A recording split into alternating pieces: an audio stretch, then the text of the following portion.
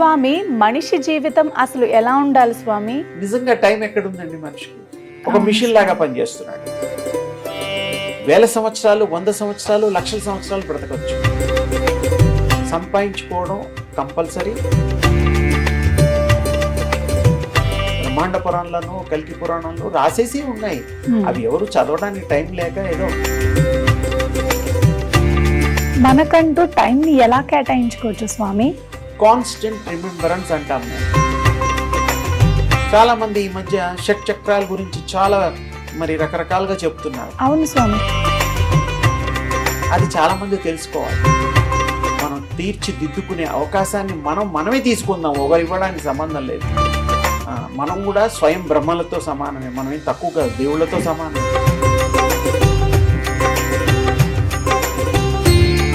అనంత భక్తి సనాతన ధర్మ ఛానల్కి స్వాగతం. ఈరోజు మనతో పాటు స్టూడియోలో ఉన్నారు దివ్య విశ్వ శక్తి పరివార్ ప్రచార్ స్థాపకులు శ్రీ శ్రీ శ్రీ స్వామి ఓం స్వరూప్ స్వామీజీ. నమస్కారం స్వామి. శుభమస్తు. ఎలా ఉన్నారు స్వామి? స్వామి, మనిషి జీవితం అసలు ఎలా ఉండాలి స్వామి? మానవుల జీవితము చాలా విశేషమైనటువంటి జన్మ. ఎన్నో జన్మలు ఇతర ప్రాణులుగా పుట్టి అంతరించిన తర్వాత పుణ్యం చేత మానవ జన్మ వస్తుంది. ఆ మానవ జన్మని ఎంతో విశేషంగా తీర్చిదిద్దుకునే అవకాశం మానవులకి జ్ఞానం ఉన్నది. ఆ జ్ఞానము భగవంతుడి స్వరూపము, తేజో రూపము. అందుకని జ్ఞానవంతులు ఎప్పుడు గొప్పవాళ్ళుగా అవుతారు. తర్వాత గొప్ప పనులు చేస్తారు, అందరికీ అందుబాటులో ఉంటారు. విశేషమైన సేవలు ఈ యొక్క ప్రపంచానికి అందించడం కోసం వారికి జన్మ చరితార్థం కూడా చేసుకుంటారు. వారు ఇప్పుడు ఈ కలియుగంలో ఎలా ఉండాలి, ఏ ఏ జాగ్రత్తలు తీసుకోవాలి అనే దానికి ముందు వారు ప్లాన్ లేకుండా జీవించరాదు. ప్లాన్ కంపల్సరీ ఉండాలి. అవును స్వామి. ఇప్పుడు మనకి ముందులాగా 100-120 ఇయర్స్ లైఫ్ లేదు. 65-70 యావరేజ్ అయిపోయింది. వరల్డ్ స్టాండర్డ్ టైం అయిపోయింది కొత్తగా. అవును స్వామి. ఎవరో అదృష్టవంతులు బతికితే సంతోషం. అయితే ఈ 65-70 ఏళ్లలో మనం సహన్ జీవితం ఆఫ్ లైఫ్ నిద్దట్లో పోతుంది. అవును స్వామి. 35 సంవత్సరాలు మిగులుతుంది. ఆ 35 సంవత్సరాల్లో 20-22 సంవత్సరాల దాకా వాళ్లకు చదువు, సెటిల్మెంట్ ఉండదు. చదువుకోగానే ఉద్యోగం 1-2 ఏళ్ళు వాళ్ళు ప్రయాసపడి శ్రమ పడాలి. తర్వాత ఉద్యోగం వస్తుంది. తర్వాత 1-2 ఏళ్ళకో పెళ్లి చేస్తారు ఇంట్లో వాళ్ళు. తర్వాత ఇల్లు, తర్వాత ఇంట్లో బాధ్యతలు, ఇవన్నీ మామూలుగా జరిగేటువంటి క్రియలు. అయితే ఇక్కడ మనకంటూ ప్రత్యేకంగా కేటాయించడానికి వీలైన, మనం కేటాయించుకోగలిగిన సమయం ఎంత? చాలా తక్కువ. 8 నుంచి సంవత్సరం, అంతే. 8 నెలల నుంచి సంవత్సరం మాత్రమే మీ చేతిలో ఉంటుంది. మిగతాది ఏది ఉండదు. ఎగ్జాంపుల్, పొద్దున 10 లోపుగా మనం ఏం చేస్తాం? స్నానం, సంధ్య, తర్వాత పూజ చేసుకునే వాళ్ళు పూజ చేసుకుంటారు. ఏదో కాస్త కూస్తో టిఫిన్, స్నాక్స్ తినేసి ఆఫీస్కి 9:30కో 9 o'clockకో అట్లీస్ట్ బయలుదేరాలి. అవును స్వామి. ఎవరు ఎలా వీలుంటే వాళ్ళ అనుకూలంగా బస్సులో వెళ్ళే వాళ్ళు ఉన్నారు, కారులో వెళ్ళే వాళ్ళు ఉన్నారు, క్యాబ్స్, ఇవన్నీ కామన్. అక్కడ 1 గంట ప్రయాణం లేకుండా జరగదు. మరి వెళ్ళిన తర్వాత ఆఫీసుల పనులు చూసుకోవాలి. లంచ్ బ్రేక్ ఉంటుంది. తర్వాత 5 or 6 o'clockకి క్లోజ్. ఆ తర్వాత మళ్ళీ రిటర్న్ ఇంటికి వెళ్తారు. మళ్ళీ ఫ్రెష్ అప్ అయిపోయి కొంచెం ఒక 1/2 hour రెస్ట్ తీసుకోగానే ఆహారం తీసుకోవడం, అవి ఇవి, కాసేపు టీవీ చూసుకుంటాడు, పిచ్చాపాటి మాట్లాడతాడు, 2 ఫోన్లు, తర్వాత నిద్రపోతారు. నిజంగా టైం ఎక్కడుందండి మనిషికి? ఒక మిషన్ లాగా పనిచేస్తున్నాడు. ఇందులోనే మనకు అవసరమైనటువంటి ఎనర్జీ తీసుకోవడానికి టైం తీసుకుంటే కాన్స్టెంట్ రిమెంబరెన్స్ అని ఎప్పుడు భగవంతుడి యొక్క దివ్య శక్తిని మనం అనుభవిస్తూ, ఆస్వాదిస్తూ, ఆ దివ్య శక్తిని మనం ఈ ఆత్మలో కనుక్కొని స్వీకరించినప్పుడు ఆ దివ్య శక్తి ద్వారా మనకి అన్ని పనులు సుఖమయం అవుతాయి. చాలా గొప్ప గొప్ప పనులు చేయగలుగుతాము, నిర్ధారణ చేయగలుగుతాము, ఎదుటి వాళ్ళని కనుక్కోగలుగుతాము, బాగా చదువుకోగలుగుతాము, మంచి పనులలో ప్రావీణ్యము నైపుణ్యత వస్తుంది. ఎవరితో మాట్లాడినా మీరు మాట్లాడితే గమ్మున వింటారు, ఎందుకంటే కమాండింగ్ కూడా వస్తుంది, అవును స్వామి. ముఖంలో ఆకర్షణ వస్తుంది, ఇత్యాది ఇంకా చాలా ఉపయోగాలు ఉన్నాయి. అందుకని దైవ ప్రార్థన దివ్య శక్తి సంపాదించుకోవడం కంపల్సరీ. అది సూర్యోపాసన, తర్వాత శక్తోపాసన గతంలో మనం మాట్లాడుకున్నాం. అది ఎంత బాగా చేయగలిగితే అంత ఎనర్జీని మీరు రోజు స్వీకరించగలుగుతారు. మీరు ఈ మధ్య కాలంలో మనకి ఈజీగా అండర్స్టాండ్ అవ్వడం కోసం సెల్ ఫోన్లు వాడుతూ ఉంటాము. దానికి ఛార్జింగ్ ఒక 1 అవర్ పెట్టాలి, పెడితే ఒక రోజు వస్తుంది, తర్వాత మళ్ళీ ఛార్జింగ్ కామన్. అలాగే ఈ మానవ శరీరానికి కూడా ఛార్జ్ చేయాలి అంటే శక్తి కావాలి. అవును స్వామి. ఆ శక్తి దివ్య శక్తి ద్వారా మనం పొందొచ్చు. ఆ దివ్య శక్తిని సంపాదించుకోవడం కోసం చాలా సూక్ష్మంగా సూర్యోపాసన చేయాలి, శక్తోపాసన అంటాం. అది చేయడం వల్ల మీకు 24 గంటలు సర్వకాల సర్వావస్థలందు మీరు ఎనర్జీని పొందుతారు. ఆ ఎనర్జీని పొందడం వల్ల మీకు వాక్శుద్ధి పెరుగుతుంది, ఆరోగ్యం బాగుంటుంది, మీరు ఏదంటే అది కోరుకుంటే జరుగుతుంది. ఇంతకంటే గొప్పది ఈ వేరే శక్తులు, మరి పూజల్లో బీజాక్షరాలు ఉంటాయి, ఈ పూజ చేసుకో, ఆ స్వామికి చేసుకో, ఏమో అంటారు. మనకి చాలా గొప్ప దేవుళ్ళు ఉన్నారు. 9 అవతారాలు అయిపోయి 10 అవతారాలలో ఇంకో అవతారం మిగిలింది, అది రాబోతోంది. సరే, అది రావడానికి టైం ఉంది. 4,32,000 సంవత్సరాల్లో 4,10,000 సంవత్సరాల దాకా అది రాదు, దాంట్లో సందేహం లేదు. కల్కి భగవాన్ అప్పుడు దాకా రాడు. ఎవరు ఎన్ని మాటలు చెప్పినా అది సత్యం కాదు. అవన్నీ బ్రహ్మాండ పురాణంలోనూ కల్కి పురాణంలో రాసేసి ఉన్నాయి. అవి ఎవరు చదవడానికి టైం లేక ఏదో మాలాంటి వాళ్ళు చెప్పడం మీరు వినడం జరుగుతుందే కానీ, అవి కనుక చదువుకున్న, సంస్కృతం వచ్చిన మనకి రహస్యాలన్నీ తెలిసిపోతాయి.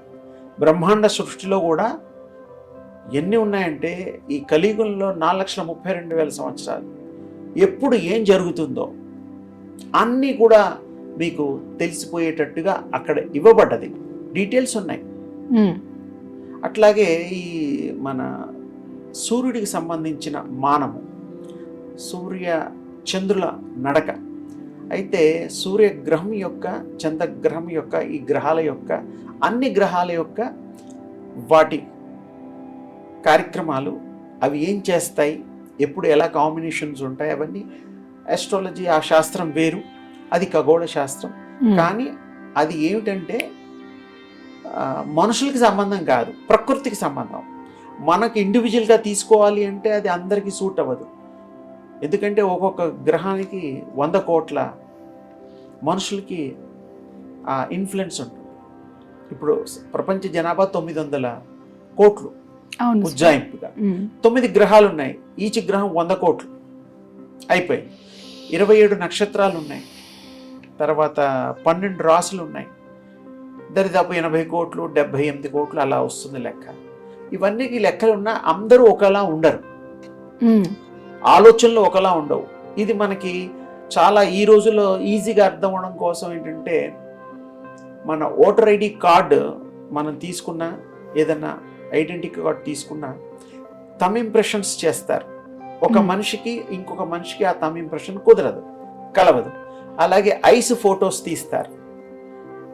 ఒక మనిషికి ఉండే ఐస్లో ఉండే లోపట ఏదైతే ఆ గుర్తింపు ఉంటుందో ఇంకో మనిషికి కుదరదు. అందుకోసమే పోలీస్ శాఖ వారు కానీ, ఐడెంటిటీ ప్రూఫ్ కార్డులు వాళ్ళు కానీ అవి ప్రవేశపెట్టింది కారణం అదే అన్నమాట. అందుకే ఇవన్నీ ఒక ఇదిగా అయితే, మామూలుగా మనం ఈ యొక్క సమాజంలో బ్రతకాలి అంటే ఇందాక చెప్పినట్టు ప్లాన్ చేసుకోవడం, చదువు విషయంలో, వాటి విషయంలో, ఉద్యోగ ఎంపికలో, అన్నిట్లో కూడా మనం తీసుకోవాలి. దేనికి కూడా నిరుత్సాహపడకూడదు. నిరుత్సాహపడితే లైఫ్ ఉండదు. మనం చేయగలుగుతామనే ధైర్యము, దక్షత, దీక్ష ఉంటే తప్ప మీరు చేయలేరు. అందుకని చక్కటి ప్లాన్ చేసుకోండి, చక్కగా ఉండే టైంని సద్వినియోగపరచుకోండి, మంచి మిత్రులను పెంచుకోండి, తర్వాత మంచి ఆలోచనలు చేయండి. దానివల్ల మంచి నిర్ణయాలు వస్తాయి. ఈ జీవితానికి బ్రహ్మాండంగా మనం తీర్చిదిద్దుకునే అవకాశాన్ని మనమే తీసుకుందాం. ఒకరు ఇవ్వడానికి సంబంధం లేదు. అవును. మనం కూడా స్వయం బ్రహ్మలతో సమానమే, మనం ఏం తక్కువ కాదు, దేవుళ్ళతో సమానమే. అందుకే మానవ అవతారం అన్నారు, భగవత్ అవతారం అని వాళ్ళని అన్నారు, అంతే తేడా. మనకంటూ టైంని ఎలా కేటాయించుకోవచ్చు స్వామి? డైలీ మనం ఒక ప్రోగ్రామ్గా డైరీలో ఈ టైంలో ఇలా, ఈ టైంలో ఇంత అని రాసుకోండి. డైలీ ఒక 2 గంటలు అయితే ఖచ్చితంగా దొరుకుతుంది. ఆ టైంలో మీరు దాన్ని మన సెల్ఫ్ ప్లానింగ్ చేసుకోవచ్చు. ఉద్యోగం చేసేటప్పుడు నేను ప్లానింగ్ చేస్తా అంటే కుదరదు కదమ్మా, అక్కడ పని చేయాలి, జీతం తీసుకున్నప్పుడు పని చేయాల్సి వస్తుంది. అలాగే మన సొంత టైంలో మనం ఆలోచించుకోవచ్చు. ఇంకోటి, ఈ యొక్క డివైన్కి లింకప్ అవ్వాలంటే నైట్లో నిద్రపోయే ముందర కాన్స్టెంట్ రిమెంబరెన్స్ అంటాం మేము అకల్టిజంలో. ఏదైతే ఒక భావాన్ని తీసుకుంటామో, ఏదైతే ఒక మంత్రాన్ని తీసుకుంటామో, ఏదైనా ఒకటి తీసుకొని అది స్మరణ చేస్తూ గనక నిద్ర పోతే అది ఉదయం వరకు మళ్ళీ మెలుగు అయ్యేంత వరకు అదే మంత్రం మీకు తెలియకుండా మననం చేస్తుంది ఆత్మ. అదొక గొప్ప విశేషం. అంతే దాన్ని కాన్స్టెంట్ రిమెంబరెన్స్ అంటారు. ఏ మంత్రం అయినా సరే, ఏ మానవులైనా సరే, జీవులు కూడా అంతే. చాలామంది ఈ మధ్య షట్చక్రాల గురించి చాలా మరి రకరకాలుగా చెప్తున్నారు. అవును స్వామి, షట్చక్రాలు అదే చెప్తున్నాను. మనకి షట్చక్రాలు బాడీలో ఉంటాయి, సహస్రారం చివరిలో ఈ తల్లో ఉంటుంది. మనిషి చనిపోయేటప్పుడు అక్కడి నుంచి ఆత్మ ప్రయాణం అని చెప్తారు, అది సత్యం కూడా. భృగుటిలో ఉంటుంది, కంఠంలో ఉంటుంది, హృదయంలో ఉంటుంది, నాభిలో ఉంటుంది, మూలస్థానంలో ఉంటుంది. అయితే ఏమిటంటే అవి మనం తెలుసుకోవాల్సిన అవసరం అంటూ ప్రత్యేకంగా లేదు. ఎందుకు అంటే శాస్త్ర ప్రకారం మనకి ఆ షట్చక్రాలు రోజు 24 గంటలు జపాలు చేస్తూనే ఉంటాయి. అది చాలా మంది తెలుసుకోవాలి. ఒక్కొక్క చక్రానికి ఇన్ని జపం అని ఒక వేల సంఖ్యలో ఉంది, వందలు కాదు, వేలే. మనం దాన్ని గుర్తించడానికి ముందు మనకి తెలుసుకోవాలి కదా, ఏకాగ్రత కావాలి కదా. మన బాడీలో ఒక చోట కూర్చుంటే సౌండ్స్ వస్తాయి, ఓంకారం వస్తుంది, హ్రీంకారం వస్తుంది, రకరకాలుగా వస్తాయి. ఆ సౌండ్స్ ఎలా వస్తాయంటే, ఇప్పుడు మైకు స్పీకర్లో పెడితే ఎలా వస్తాయో, మీరు ధ్యానం చేస్తే ఒక చోట కూర్చొని పద్మాసనం, వజ్రాసనం, మీ ఇష్టం వచ్చిన ఆసనంలో కూర్చున్నా, ధ్యానాలు చేసే వాళ్ళకి ఇది ఒక చోట కూర్చున్న వాళ్ళకి సౌండ్స్ వినపడతాయి. ఆ సౌండ్స్ని మనం క్లియర్గా కనుక్కోవాలి. అప్పుడు తెలుస్తుంది మన బాడీలో కూడా తరంగాలు ఉన్నాయి, రిథమిటిక్ సౌండ్స్ ఉన్నాయి. యూనివర్స్లో ఉండే సౌండ్ మన సౌండ్స్ ఒకటే, వేరే ఏమీ రావు. మనం కూడా యూనివర్స్ చెందిన వాళ్ళమే, ప్రకృతి సిద్ధంగా ఉండేవాళ్ళం. ఈ ప్రకృతిలో మనం ఒక పార్ట్. ఇంకోటి, మన లైఫ్ని కూడా పెంచుకోవచ్చు. ఎలాగంటే ఒకప్పుడు ఆహారాన్ని బట్టి ఉండేది, ఇప్పుడు కూడా ఆహారం అంటాం. ఇప్పుడు ఎంత మంచి ఆహారం తిన్నా చెప్పాను కదా 65-70 అయిపోతుంది. ఒకప్పుడు అలా కాదు, యోగం చేత 1000 సంవత్సరాలు, 100 సంవత్సరాలు, లక్షల సంవత్సరాలు బ్రతకచ్చు. చిరంజీవులుగా ఉండేవాళ్ళు కూడా ఉన్నారు. అలా ఎలా అవ్వగలుగుతాము అంటే ఆ స్థాయి, ఆ తపన, ఆ స్థిరత్వము, ఆ ఏకాగ్రత వచ్చినప్పుడు తప్పకుండా మీకు తెలిసిపోతుంది. సర్వం విదితం అవుతుంది, సర్వం తెలిసిపోతుంది. ఎగ్జాంపుల్, మీకు ఈ సౌండ్స్ వస్తున్నాయంటారు కదా, మీరు ఒకసారి ప్రయత్నం చేయండి. ప్రజలు ఎవరైనా సరే తప్పకుండా సౌండ్లు వినపడతాయి. ఆ ఏ సౌండ్లు వినపడతాయి అంటే మనకి ట్యూన్ అయ్యేటువంటి సౌండ్లు వినపడతాయి. ప్రతి బాడీలో, ప్రతి మనిషిలో ఆడ మగ అని తేడా లేదు, అందరికి కూడా ఏ వయసు వారికైనా వినపడతాయి. అప్పుడు ఈ సౌండ్స్ విన్నప్పుడు మనం దాన్ని వింటూ అలాగే కొంత ప్రాక్టీస్ ఎక్కువగా చేయడం వల్ల ఆ సౌండ్స్ పోయి స్థిరత్వం వస్తుంది. ఇక్కడే టెలిపతి అనేటువంటి విద్య కూడా తెలిసిన వాళ్ళకి బాగా ఈజీగా అర్థమవుతుంది. టెలిపతి అంటే ఎక్కడో దూరంగా ఉండే వాళ్లకు, అమెరికా, జపాన్, విశ్వంలో ఏ మూలన్నా, చంద్రమండలంలో ఉన్నా, ఇప్పుడు కష్టపడి ఇంత మరి మిషనరీ కనుక్కొని టెక్నాలజీ పెరిగినా మిషనరీ అవసరం లేదు మనకి. మనం మాట్లాడవచ్చు. చంద్రుడులో దిగిన వ్యక్తులతో కూడా మనం టెలిపతి ద్వారా మాట్లాడవచ్చు. ఏ గ్రహాల్లోనే మాట్లాడచ్చు. 14 లోకాలు ఉన్నాయి మనకు తెలిసినవి, తెలియని లోకాలు ఎన్నో ఉన్నాయి. పోనీ తెలియని వదిలేయండి, 14 అయితే తెలుసు కదా, కృష్ణుడు చూపించాడు కదా యశోదకి. అన్ని లోకాల్లో ఉండే వ్యక్తులతో మీరు మాట్లాడవచ్చు తల్లి. ఎంత ఈజీ అంటే మన టెక్నిక్ మన మనసులో ఆత్మకే ఉంది, అది ఆ శక్తి ఉంది. విశ్వశక్తిని మీరు పొందినప్పుడు ఇవన్నీ తేలికవుతాయి. టెలిథెరపీ, అకల్టిజంలో టెలిథెరపీ ఉంది, టెలిపతి ఉంది. ఫోన్లో అవసరం లేదు, మాటలు వినపడతాయి. టెలిథెరపీ వేరు, ఫోటోథెరపీ వేరు. ఫోటోథెరపీ అంటే మీ మొహం ఫోటో ఒకటి తీసామనుకోండి, ఆ ఫోటో త్రూ మెసేజెస్ పంపించచ్చు. ఇప్పుడు మీరు సెల్ ఫోన్లో మెసేజెస్ పంపిస్తున్నారు, నెంబర్ ఉంటే చాలు, ఇందుకే ఆ ఫోటో ఉంటే చాలు, వీ కెన్ సెండ్ ఎనీవేర్, వరల్డ్లో ఏ మూలైనా పంపించవచ్చు. భూమిలోనే కాదు, ఎన్ని భూములు ఉన్నాయో గ్రహాలు కూడా పంపించచ్చు. ఆ మనిషిని, అందుకే ధ్యానంలో ఒక మనిషిని చూసినప్పుడు ఆ మెమరీలో ఫిక్స్ అయిపోవాలా. ఫిక్స్ అయిపోయినప్పుడు కళ్ళు మూసినా తెరిచినా అమ్మా నాన్నని గుర్తుపడతామా, అన్నదమ్ముల్ని గుర్తుపడతామా? ఫోన్ రాగానే తమ్ముడు చేశాడు అనుకో, అన్నయ్య చేశాడు, అమ్మ చేశాడు, నాన్న చేశాడు, వినతండ్రి చేశారు, ఎవరన్నా చేయని, మీరు ఆ ఫోన్ సౌండ్ వినంగానే మీరు ఆ మొహం మీకు గుర్తొచ్చేస్తుంది. కామన్గా చూడండి, ఫ్రెండ్స్ ఎవరైనా ఉంటారు, ఎవరైనా కానీ ఫోన్ చేయగానే ఆ గొంతు బట్టి ఆ అమ్మాయి ఆ అబ్బాయి అని తెలిసిపోతుంది. ఆ మొహం కూడా కనబడుతుంది. ఆ మొహం కనబడ్డట్టుగా ప్రూవ్ చేయలేము. ఇవేమి అంజనంలో కనబడ్డట్టు సెల్ ఫోన్లో వీడియో మరి కాలింగ్స్ కావు. అది మనస్సుకు సంబంధించింది. ఆత్మ కాల్ చేయగలుగుతుంది, వీడియో సౌండ్ అన్నీ ఉంటాయి దానికి. మహాభారత యుద్ధం, రెండో ప్రపంచ యుద్ధం అప్పుడు జరిగిన గొప్ప గొప్ప విశేషాలన్నీ కూడా ధ్యానం కనుక మీరు ఒక స్థాయిలో చేస్తే అది మీరు కళ్ళు మూసుకుంటే ఆ దృశ్యాలు కనబడతాయి. చాలా దివ్యంగా చెప్పారు స్వామి. నమస్కారం. శుభం. మరిన్ని వీడియోల కోసం మా అనంత భక్తి సనాతన ధర్మ ఛానల్ని సబ్స్క్రైబ్ చేసుకోండి. మీ ఫ్రెండ్స్ అండ్ ఫ్యామిలీ మెంబర్స్కి వీడియోని తప్పకుండా షేర్ చేయండి. నమస్కారం.